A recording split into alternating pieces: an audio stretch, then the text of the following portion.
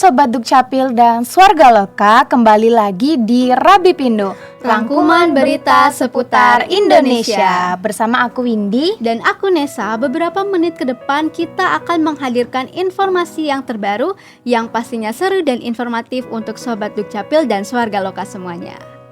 Nah, seperti biasa di Rabi Pindo kali ini kita bakal menghadirkan 3 berita yang lagi hangat seminggu ke belakang. Oke, tanpa perlu berlama-lama lagi, yuk sobat langsung aja ke berita yang pertama. Cuaca ekstrim di Sumatera kembali memicu serangkaian bencana hidrometeorologi. 4 wilayah yakni Padang, Aceh, Tapanuli Selatan, dan Sibolga mengalami banjir, longsor, dan pergerakan tanah setelah diguyur hujan deras selama beberapa hari. Intensitas hujan yang tinggi ditambah kondisi geologi yang labil membuat sejumlah daerah menetapkan status darurat bencana. Dampaknya meluas, akses terganggu hingga permukiman warga tergenang di berbagai titik. Kita mulai dari Padang. BPBD setempat melaporkan banjir meluas sejak dini hari dan Kecamatan Koto Tangah menjadi salah satu wilayah yang paling terdampak. Hujan yang tak kunjung berhenti membuat sejumlah rumah terendam, aktivitas warga pun ikut terganggu. Petugas gabungan masih melakukan pemantauan debit air dan membantu warga yang membutuhkan evakuasi sementara.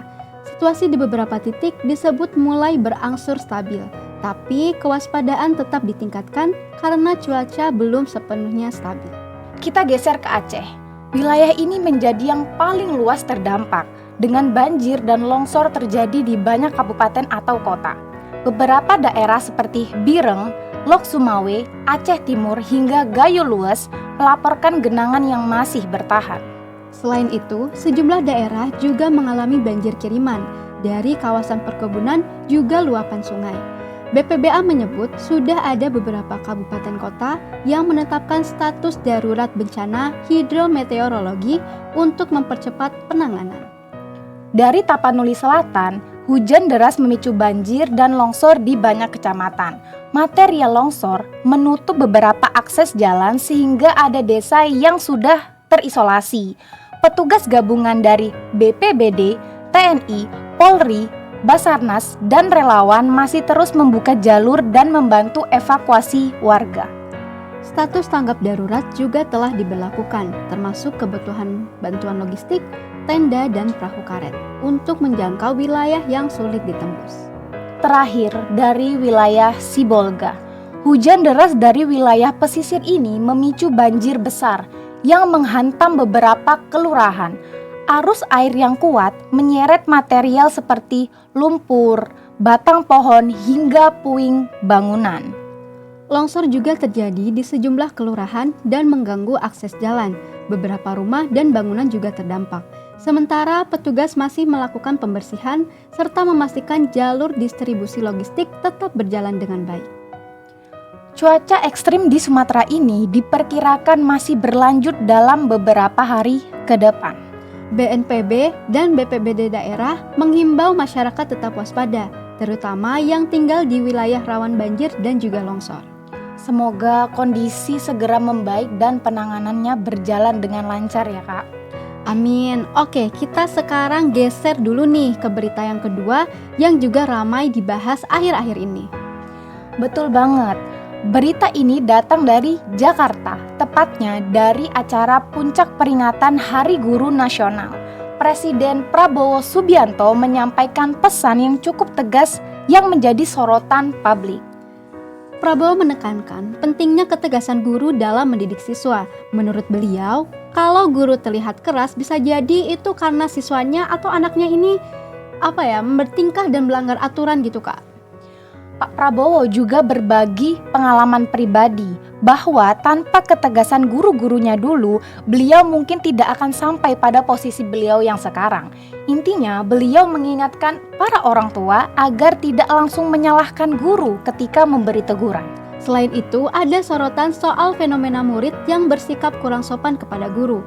Presiden menegaskan bahwa perilaku seperti ini tidak boleh dibiarkan, apapun latar belakang keluarga dari siswa tersebut. Bahkan beliau mencontohkan kasus di sekolah di bawah Kementerian Pertahanan. seorang murid dapat diberhentikan karena perilaku tidak sopan meskipun murid itu adalah anak dari pejabat. Keputusan sekolah ini tetap didukung penuh. Pesannya jelas, semakin tinggi jabatan orang tua, semakin anak harus menjaga perilakunya. Prabowo juga meminta Mendikdasmen untuk mendukung penuh para guru karena guru adalah pondasi masa depan bangsa. Setuju banget. Hormat pada guru itu bukan cuma soal pendidikan, tapi soal karakter dan martabat. Guru-guru harus kita dukung. Guru-guru adalah masa depan Indonesia. Makanya semua anak Indonesia, saya selalu minta cintai orang tua, hormati guru. Saudara-saudara sekalian. Nah, Sobat Dukcapil dan Swarga Loka, kita masuk ke berita ketiga dan juga sekaligus berita terakhir yang gak kalah menarik. Bahkan cukup penting nih buat para orang tua dan remaja zaman sekarang, khususnya yang mulai aktif dalam bertransaksi digital. Betul banget, di era digital ini bukan cuma orang dewasa yang butuh melek finansial, tapi juga remaja. Dan ada kabar baru soal layanan dompet digital yang sekarang makin ramah buat pengguna usia muda. Yap, bener banget nih Kak, karena Dana baru aja meluncurkan fitur terbarunya yaitu Dana Premium Mini atau Premini. Ini adalah layanan yang memungkinkan anak-anak atau remaja usia 13-17 tahun punya akun Dana Premium, tentunya dengan sistem keamanan dan pengawasan orang tua. Yang menarik, proses verifikasi identitasnya udah bisa pakai kartu identitas anak atau KIA dan semuanya dilakukan lewat mekanisme KYC, jadi tetap aman dan tetap sesuai dengan regulasi. Dan orang tua juga tetap terlibat penuh dalam layanan ini.